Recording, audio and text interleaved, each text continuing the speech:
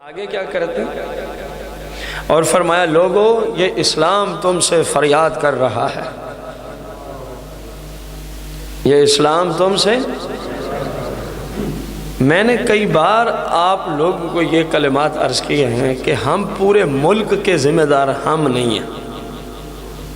قیامت کے دن یعنی مجھ سے اللہ یہ نہیں پوچھے گا پاکستان کے اندر فلاں فلاں برائیاں تھی تو نے روکی کیوں نہیں تھی۔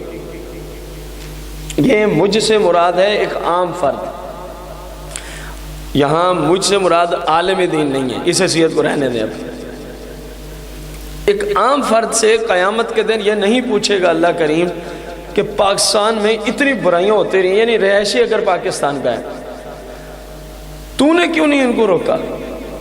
ہاں ایک عام مسلم سے یہ سوال ضرور ہوگا تیری وساطت میں جہاں تک روکنا تھا تو نے اس کو کیوں نہیں روکا، یہ سوال لازمی ہوگا، اس کے بغیر قدم نہیں اٹھا پائیں گے۔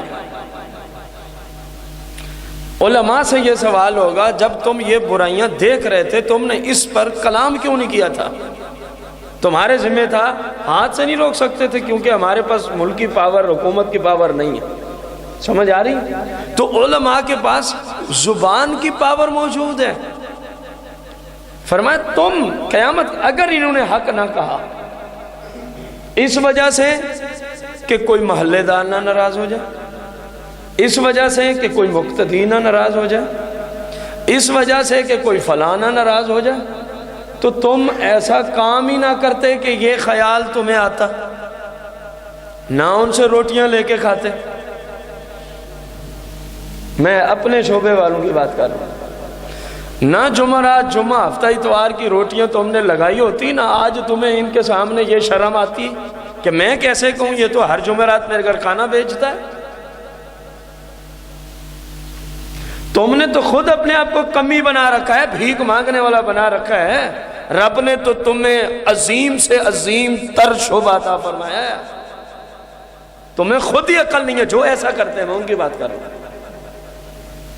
ہر بندے کی جیب پہ تمہاری نگاہ جس طرف وزن دیکھا وہیں جھک گئے۔ یہ علماء یہود و نصارہ کا طریقہ ہے، عیسائی اور یہودی علماء یہی کچھ کرتے رہے ہیں، قرآن مقدس میں باقاعدہ یہ سارے اصول موجود ہیں۔ تم مصطفیٰ کریم کی امت کے علماء اور تمہیں بخاری میں مصطفیٰ کریم نے اپنا خلیفہ قرار دے رکھا ہے، یہ کوئی چھوٹا منصب نہیں ہے تمہارا کہ تم اس کو ذلیل کرنے پہ تل گئے ہو دنیا کی ذلیل دولت کی خاطر۔ اندازہ لگائیں آپ، ان سے یہ ضرور پوچھا جائے گا تم نے مسلمانوں کو حق بات کیوں نہیں کی تھی۔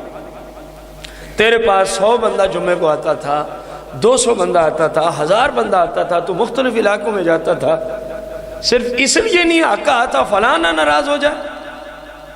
یہ پھر دین کی تبلیغ کا تو نے حق ادا تو اللہ کی رضا کے لیے حق بات جہاں تجھے سمجھ آئے کہ یہ مسئلہ غلط ہوا ہے، جہاں تک تیری وساطت ہے، پھر اس کو جیسے ہی آسان انداز میں تجھے موقع ملے اس پہ کلام کر، تاکہ قیامت کے دن نہ ادھر سے سوال ہو نہ یہ گریبان میں ہاتھ ڈال کے کھڑے ہو۔ آج جن کو تو خوش کر کے سیدھی باتیں نہیں بتاتا نا، روایات ہیں قیامت کے دن یہی تیرے گریبان میں ہاتھ ڈالیں گے، یا اللہ اس سے پوچھ اس کے اوپر ہمارا حق تھا، اس نے ہمارا حق ادا نہیں کیا تھا۔ وہ چلائے گا، روئے گا۔ باپ کے بارے میں یہی حدیث ہے، شوہر کے بارے میں یہی حدیث ہے، امت کے امام کے بارے میں یہی حدیث ہے، یا اللہ ساری زندگی انہی کے لیے کماتا رہا ہوں، یہ بچی یہ بیٹے میرے بچیاں آج میرے گربان میں ہاتھ ڈال کے کھڑی ہیں، ان سے پوچھو ہمارے حقوق نہیں ادا کیے، تو پتہ ہے اس وقت اللہ سب کو جانتا ہے۔ اللہ فرمائے گا تم بھی بتاؤ کون سا حق کس نے تمہارا مارا، حالانکہ اللہ کو ہر چیز کا علم ہے۔ تو پتہ ہے پھر اولاد کیا جواب دے گی؟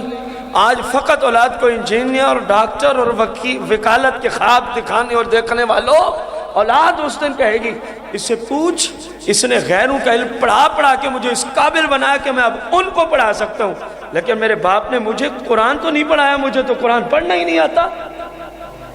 اگر میرے باپ کی کوشش جیسے پیسے کمانے کے کورسز پہ تھی، اتنی ہی کوشش، چلو زیادہ نہ، حالانکہ چاہیے تو زیادہ تھی کہ یہ اللہ کا دین تھا، اتنی کوشش اگر میرا باپ میرے ساتھ کرتا، یا اللہ تو میں آج اس حالت میں نہ کھڑا ہوتا، میں پرہیزگار و متقی لوگوں کے زمرے میں آج کھڑا ہوتا۔